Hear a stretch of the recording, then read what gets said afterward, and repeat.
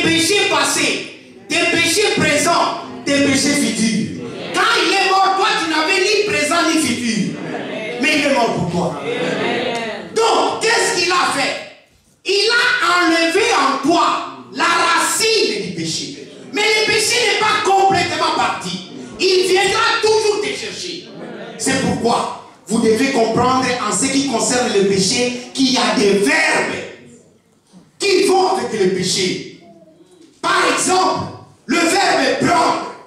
La Bible nous dit qu'il a pris nos péchés. Il a pris.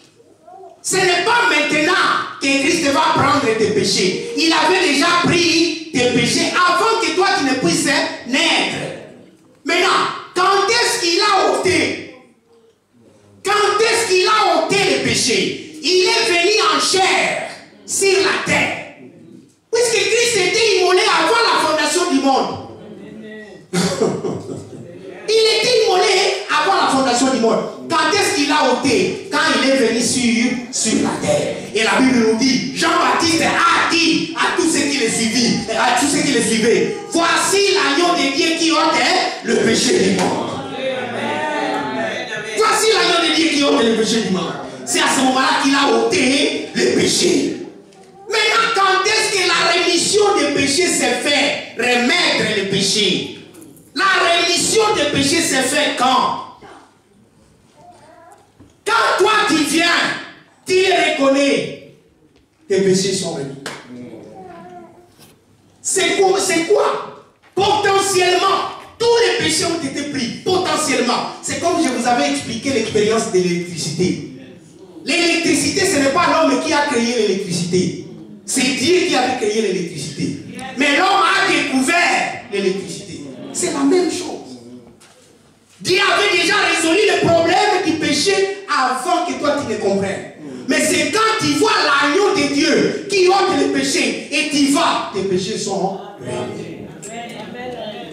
Et quand maintenant tu marches en lui, ici bien aimé c'est la nature humaine. Tant que tu auras la chair, le péché n'ira pas loin. Et le diable n'ira pas loin. La Bible nous dit qu'il rôde comme un lion rugissant, cherchant qui dévorer. Ainsi, bien-aimé, par jour, tu commets 5000 péchés. Amen. Chaque jour, ton corps, c'est l'usine du péché. Maintenant, si ton âme et ton esprit dominent sur ton corps, même si, puisque rien que faire, c'est déjà un péché. C'est déjà un péché. Alors, qui va dire qu'il ne pêche pas? Personne. C'est pourquoi il y a le dernier mot qui vient, le pardon. Le pardon, c'est pour ceux qui sont en Jésus. Ça veut dire quoi? À chaque fois que tu pêches, il te pardonne. À chaque fois que tu pêches, il te pardonne. Donc, bien aimé, ces choses, vous devez comprendre. Pour ceux qui ne connaissent pas le Seigneur, ils ne connaissent pas le pardon du péché. Puisqu'ils ne le connaissent pas, c'est vrai, il a pris leurs péchés. C'est vrai, il a ôté le péché. Mais s'ils ne sont pas encore à lui, leurs péchés ne sont pas encore remis. Ils ne peuvent même pas passer au pardon. Donc le pardon est pour ceux qui sont en Jésus-Christ. C'est eux qui bénéficient du pardon du péché. Chaque jour, le Seigneur nous pardonne. Est-ce que quelqu'un est en train d'être béni? Quelqu'un est en train d'être béni ce soir? Donc, bien aimé, c'est cela. Et ça, bien aimé, ça va nous permettre maintenant de voir le chemin de la vie abondante. Le chemin de la vie abondante. La vie sauvée. La vie de Dieu. La vie divine en nous. Il passe par quel chemin? Pour que tu te dises, moi j'ai la vie abondante. Je mène une vie chrétienne. Il faut absolument passer par ce chemin. Le chemin de la vie abondante commence par la croix. Rien à faire.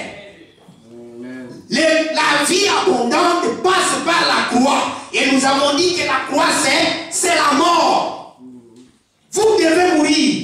C'est pourquoi Paul a dit, j'ai été crucifié avec Christ. Je crois que c'est le Pâques passé. Nous avons notre croix. Demain, il ne faut pas que cette croix manque. Ouais. La face A de la croix, c'est Christ qui est là. Mais la face B, c'est toi qui es là. Christ est devant et toi tu es derrière lui. Sur la même croix. Donc, ta vie abondante passe par la croix. Or, la croix c'est la mort. La croix ne donne pas la vie. Il faut que celui qui est mort sur la croix soit enseveli. Toi également qui dois être enseveli. Et c'est quand tu es enseveli, tu passes par les eaux de baptême, que tu ressuscites dans une nouvelle vie. Bien-aimé, tu ne peux pas expérimenter la résurrection si tu refuses la croix. Tu ne peux pas expérimenter la résurrection si tu refuses l'ensevelissement. Tu ne peux pas. Impossible. Impossible. Donc, alors, quand tu as fait ça, le couronnement de la vie abondante, c'est le règne. Maintenant, tu règnes. Tu règnes pour l'éternité. Le règne, bien aimé, c'est ici sur la terre et au ciel. Tu règnes. C'est pourquoi Paul nous a dit, ils régneront dans cette vie ici. Vous allez régner. Romains 5, 17. Vous pouvez lire ça pour vous.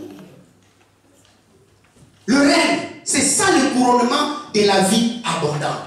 Je vous ai dit, la vie abondante n'a rien à faire avec voiture. La vie abondante n'a rien à faire avec avion.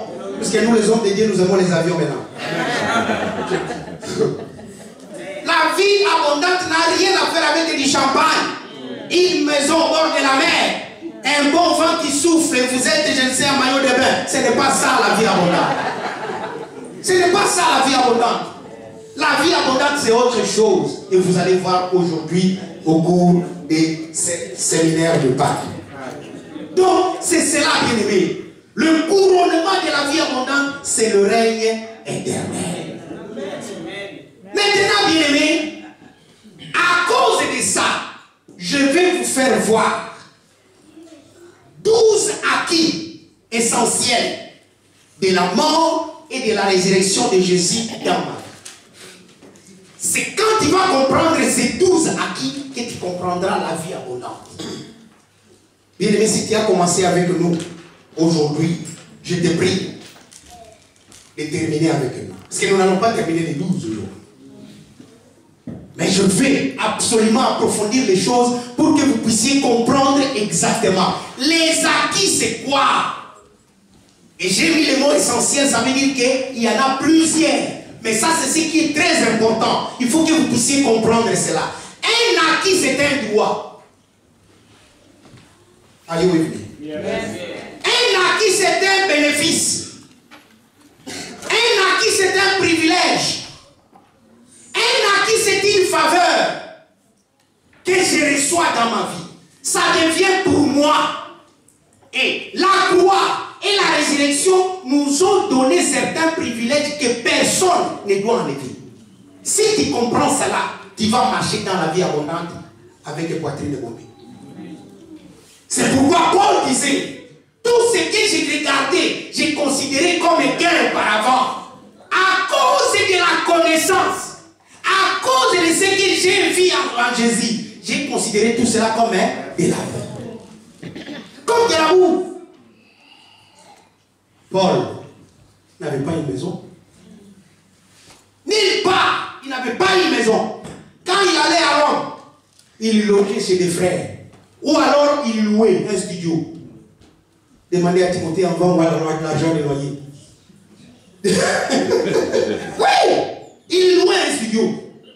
Or, l'asile mineure, toutes les églises là pouvaient bien lui envoyer de l'argent et il restait dans un bel hôtel. Même pour du papier, il demandait à Timothée, il dit, envoyez-moi des parchemins dans un papier à hôtel.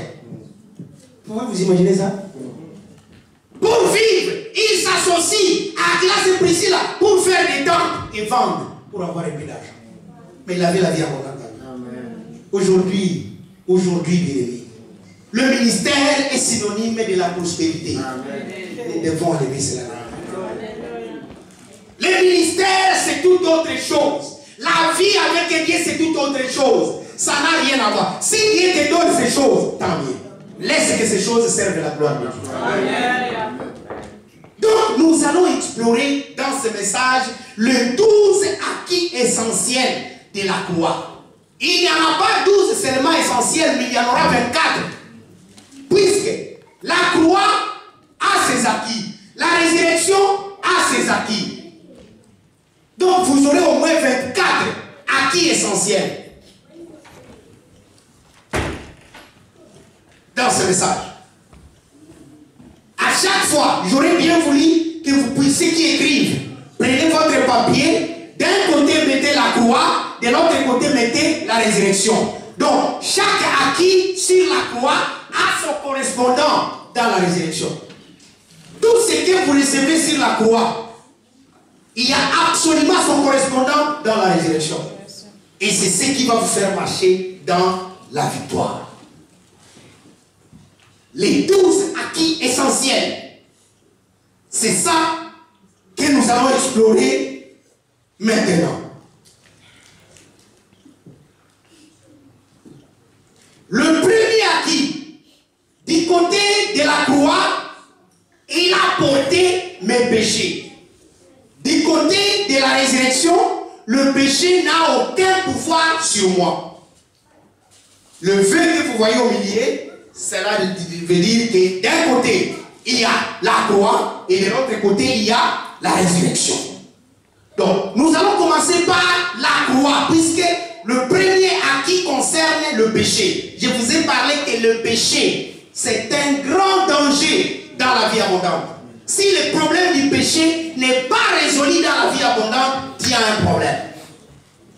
Alors, du côté de la croix, nous avons 3 passages. 1 Pierre 2, 24, Colossiens 2, 13 à 14 et Michée 7, 18 à 19. Ça, c'est du côté de la croix. Quel est mon acquis en Christ sur la croix en ce qui concerne le péché?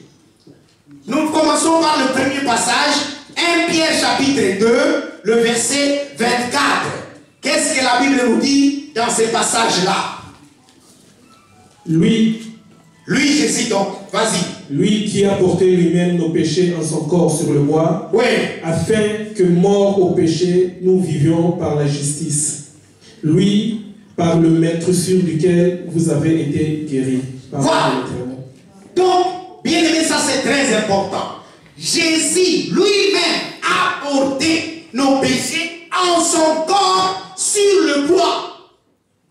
Il a porté nos péchés. Ça, c'est un acquis. Si Jésus a porté mes péchés, pourquoi moi je vais souffrir encore sous le péché?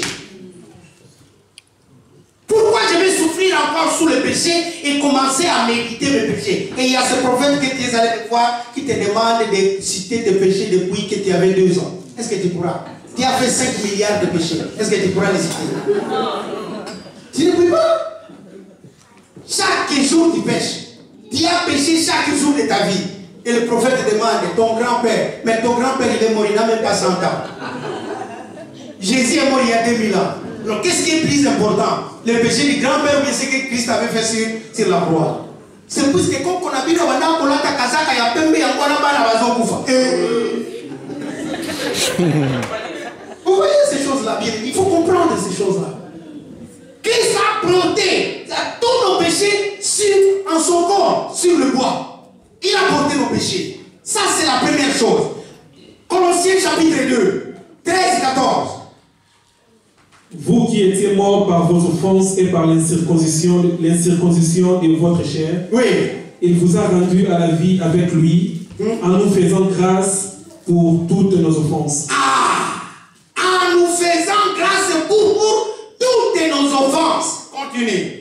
Il a effacé l'acte dont les ordonnances nous condamnaient et qui subsistaient contre nous, et il l'a éliminé en les clouant à la croix. Voilà, acquis de la croix. Il a tout effacé. Nos offenses sont complètement effacées. Il nous a fait grâce pour toutes nos offenses. Ça, c'est très important. Michée 7. Michée 7. Michée 7. La Bible dit, Oui. quel Dieu est semblable à toi, Oui. qui pardonne l'iniquité, Oui. qui oublie les péchés du reste de ton héritage. Ok. Il ne garde pas sa colère à toujours, Non. car il prend plaisir à la miséricorde. Il aura encore compassion de nous, il mettra sous ses pieds nos iniquités. Tu jetteras au fond de la mer tous leurs péchés. Voilà. Bien-aimé, ça c'est très important. Nous avons trois choses ici. Nous avons trois choses. Un, Christ a pris nos péchés sur la croix. Nous sommes d'accord sur ça? Amen. Il a pris nos péchés sur la croix. C'était un acquis. Deux, il nous a fait grâce pour toutes nos offenses. Non seulement qu'il nous a fait grâce pour toutes nos offenses, il a pris tout cela, nos iniquités, nos offenses, nos péchés, il a jeté dans la mer et il oublie. Si j'étais à ta place, quand on me dit ça, qu'est-ce que je dois commencer à faire? À rendre grâce à Dieu. Je dois commencer à rendre grâce à Dieu. Il me ouvre ta bouche et rends grâce à Dieu. Pour la croix, ouvre ta bouche, ne te retiens pas. Dis quelque chose à Dieu. Il a pris toutes tes offenses. Il a pris tes péchés. Il t'a fait grâce sur tout. Et il a tout oublié. Il a jeté dans la mer. Imaginez-vous, une bouteille de Coca-Cola noire, quand vous jetez dans la mer, ça fera combien de kilomètres? Avant qu'on reconnaisse qu'il y a des Coca qui étaient jetés ici. Même la personne qui est de l'autre côté ne verra pas. C'est ce que Dieu fait avec vos péchés. C'est ce qu'il fait avec vos péchés. Commence à remercier Dieu. Merci Seigneur. Merci mon Dieu de ce que tu m'as pardonné. Tu as pris mes offenses. Tu les as oubliées Seigneur. Moi je te rends grâce Majesté. Je te glorifie pour la croix de Jésus. Oh merci pour toutes mes iniquités. Tu as tout enlevé Seigneur. Glorifie ton nom Seigneur du Tout-Puissant. Exalte ton nom mon Dieu. De ce que, oh Père éternel, tu as tout pris pour moi. Glorifie ton nom, Seigneur, notre roi. Au nom de Jésus. Amen. C'est ça, bien-aimé. Paul nous dit, il a pris nos péchés. Pierre vient et dit, c'est vrai, Paul a raison. Il a raison. Car il a effacé toutes nos offenses. Il nous a fait grâce. Et Michée dit, il les a oubliés. Jeté dans la mer. Même pas dans une rivière, dans la mer. Il a tout oublié. Amen. Amen. Ça c'est la croix. Voyons la résurrection. La résurrection, nous avons vu, l'acquis, c'est le péché n'a aucun pouvoir sur moi. Il a pris. Ainsi, de l'autre côté où il y a la vie, le péché n'a aucun pouvoir sur moi. Voyons comment cela se passe. Nous sommes dans Romains chapitre 6, le verset 14. Car le péché n'aura point de pouvoir sur vous, puisque vous êtes non sous la loi, mais sous la grâce. Amen. Pas sous la loi. Tout ce qui était sous la loi souffrait, bien-aimé. Tout ce qui était sous la loi souffrait. Vous savez, sous la loi, un boiteux ne pouvait pas entrer. Il ne pouvait pas entrer dans le temple. Non. Il ne pouvait pas. Et d'ailleurs, si vous lisez dans Deutéronome 23, verset 2, la Bible nous dit, quiconque est ici d'une union illicite ne peut pas faire membre de l'Assemblée de Dieu. Ceux qui ont et combien de gens seraient perdus comme ça? Voyez la grâce que Dieu nous donne. La grâce que Dieu nous donne. Donc, ici il dit, le péché n'aura point de pouvoir sur vous. Romains 8, 1 et 2. Il n'y a donc maintenant aucune condamnation pour ceux qui sont en Jésus-Christ. Voilà. En effet, la loi de l'esprit de vie en Jésus-Christ m'a franchi de la loi du péché et de la mort. Voilà. Bien-aimé, qu'est-ce que Christ est en train de nous dire ici? Ce n'est plus le problème du péché. Mais ici, il nous a établi roi des péchés. Donc les péchés te respectent, que Dieu est son Seigneur. Pourvu que tu sois en Christ. Pourquoi? quelque chose qu'il a appelé l'esprit de vie, qui prend autorité sur l'esprit du péché et sur la loi du péché et de la mort. La loi de l'esprit de vie agit en toi. Ainsi, le problème du péché est résolu. Tu as le pouvoir sur le péché. Ainsi, celui qui pêche volontairement, il sait qu'il est en train de pécher. Donc le péché n'a aucun pouvoir. Aucun. C'est pourquoi la Bible nous dit, notre Seigneur a été tenté. Toutes les tentations qui existent, toutes les tentations, mais il n'a succombé à aucune d'elles. Il a transféré maintenant ce pouvoir à vous qui croyez en lui. Le péché n'a aucun pouvoir et il n'y a aucune condamnation pour ceux qui sont en Jésus. Aucune condamnation. Donc c'est cela, bien-aimé, la résurrection de Jésus te fait de toi le roi sur le péché. Le péché te respecte car il n'a aucun pouvoir sur toi. Puisqu'il y a une nouvelle loi qui te dirige toi, c'est la loi de l'esprit de vie. Cette loi-là m'a affranchi de la loi du péché et de la mort. Tu dois commencer encore à remercier Dieu. Tu dois commencer à remercier Dieu, bien-aimé. Alléluia. Alléluia. Deuxième acquis. Ça c'est la deuxième, le deuxième série d'acquis, la deuxième série d'acquis. Mon vieil homme a été crucifié. Ici ce n'est plus le péché. Mon vieil homme a été crucifié. C'est un acquis. Et de l'autre côté, si dans la mort, mon vieil homme a été crucifié, dans la vie, ce n'est plus moi qui vis, mais c'est Christ qui vit en moi. C'est un acquis. C'est un acquis. Galates chapitre 2, verset 20a. Galates 2, verset 20a. J'ai été crucifié avec Christ. Voilà. Et si je vis, ce n'est plus moi qui vis. Arrête là, tu dois comprendre comment on distingue les A et B. Tu as mis un point virgule, non? Yeah. Voilà. J'ai été crucifié avec Christ.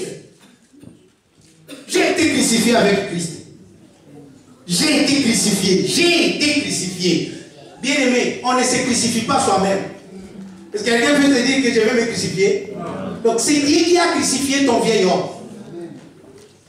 C'est Dieu qui a crucifié ton vieil homme. Le vieil homme a été crucifié. Ça, c'est ce que vous devez comprendre. Le vieil homme a été crucifié. Mon ancienne nature adamique qui aimait le péché, ce vieil homme-là, il est mort. Oyo badako komela masanga, oyo badako sala kindumba, oyo badako koyiba, oyo badako kosa akufa. Ndiki uzomona ngawa eza mutu mususu. Ça c'est ce que vous devez comprendre. Donc sur la croix, Jésus était crucifié avec mon vieil homme. C'est pourquoi les choses anciennes sont passées.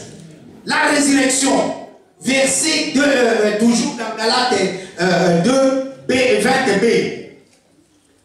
Continue maintenant la même. Si je vis maintenant dans la chair, je vis dans la foi au Fils de Dieu qui m'a aimé et qui s'est livré lui-même pour moi. C'est ça, bien-aimé. Il y a une nouvelle vie dans ma vie physique. Si je suis burkinabé, si je suis camerounais, si je suis ivoirien, mais ce n'est pas cette personne-là qui marche. C'est une nouvelle nature spirituelle qui marche. C'est ça. Ce n'est plus moi qui vis. Il y a quelqu'un qui vit en moi. Mais c'est quelqu'un-là qui vit en moi, mais donne le secret de la réussite dans ma vie. Christ t'a ressuscité et Christ ressuscité vit en moi. C'est pourquoi je résiste au péché. Je peux carrément dominer sur le péché. C'est ça. Et 2 Corinthiens chapitre 5, 17, c'est un verset que nous connaissons, nous pouvons le réciter. Nous pouvons le réciter tous, 1, 2, 3. Si quelqu'un est à Christ, oui. Les choses anciennes sont passées. Voici toutes choses sont devenues nouvelles. Oui, voici toutes les choses sont devenues nouvelles. C'est ça.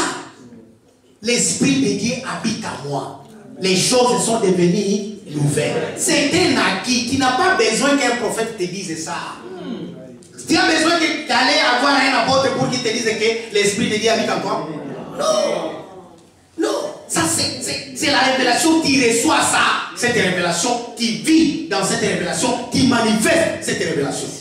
Tu n'as pas besoin qu'on te raconte ça. Non. Troisième acquis. Troisième acquis. Je suis devenu ami de Dieu. Ça, c'est dans la croix. Et du côté de la résurrection, je suis devenu justice de Dieu. Dans la croix, voyons comment on est devenu sur la croix ami de Dieu. Éphésiens chapitre 2, le verset 13 à 16. Mais maintenant en Jésus-Christ, vous qui étiez jadis éloignés, vous avez été rapprochés par le sang de Christ. Voilà, le sang c'est sur la croix. Continue. Car il est notre épée, lui qui de deux n'a fait qu'un, et qui a renversé le mur de séparation, l'inimitié. Oui. Continue. Ayant anéanti par sa chair. Et anéanti par sa chair la loi des ordonnances dans ses prescriptions, afin de créer en lui-même avec les deux un seul homme, nouveau en obéissant la paix, voilà. Et de les réconcilier l'un et l'autre en un seul corps, avec Dieu par la croix, en détruisant par elle l'inimitié. C'est comme ça que nous sommes devenus amis de Dieu par la croix. C'est la croix qui nous réconcilie avec Dieu et avec nous-mêmes. Il dit d'un de deux, il n'a fait un seul. Ça veut dire quoi? Je dois expliquer. Les Juifs ne pouvaient jamais accepter de partager le corps de Christ avec les gentils. C'est pourquoi, quand l'Esprit de Dieu a dit à Pierre, va chez Corneille, Pierre a résisté. Seigneur, je n'ai jamais mangé ce qui est impur. Mais Dieu lui a dit, ce que moi je déclare pire, toi tu ne peux pas le déclarer impur. Tu vas manger bien impur. Tu vas aller chez les gentils là. Il nous a réconciliés. Il a brisé le mur. Ce n'est pas seulement le voile qui s'est déchiré, mais le mur de séparation. Il a cassé l'inimitié. Ainsi, en Christ, il n'y a ni grec, ni juif, mais nous sommes tous enfants de Dieu. Enfants de Dieu. Donc, il a brisé cela. Nous sommes devenus amis de Dieu. Amis de Dieu. Nous étions éloignés. Dieu nous a rapprochés de lui. Par le sang. Le sang, c'est la croix. Du côté de la résurrection, qu'est-ce que la résurrection a fait dans notre vie? Regardez, nous sommes là, nous avons Romains chapitre 4, le verset 24 et 25. Nous pouvons lire ça assez rapidement. C'est encore à cause de nous à qui cela sera imputé, à nous qui croyons en celui qui a ressuscité des morts, Jésus-Christ notre Seigneur, qui a été livré pour nos offenses, qui est ressuscité pour notre justification. Ah! La résurrection nous justifie. Notre justification est passée par la résurrection de Jésus-Christ. Lis 2 Corinthiens 5 pour voir comment cette justification se passe. 2 Corinthiens 5, 21. Celui qui n'a point connu le péché, il l'a fait devenir péché pour nous, continue. afin que nous devenions en lui justice de Dieu. Lui qui n'a point connu le péché, il a fait péché pour nous, pour que nous puissions devenir justice de Dieu. Bien-aimés, est-ce que nous ne pouvons pas glorifier ce Dieu? Élève ta voix, glorifie ce Dieu, puisque Dieu est devenu justice de Dieu. Quand Dieu regarde sur la terre, il ne voit pas les injustes, mais il voit ses justes. Il voit sa justice en toi. C'est toi qui vois la justice de Dieu. La justice de Dieu. Romains 5, verset 1. Étant donc justifiés par la foi, nous avons la paix avec Dieu par notre Seigneur. Nous sommes amis. Nous sommes justice. Nous avons la paix. Ça, c'est un acquis. Bien aimé, chaque fois que tu es troublé, quelqu'un dit juste tuer ou bien il fait juste un geste, ça te trouble. Est-ce que ça peut dépasser ce que Christ a fait?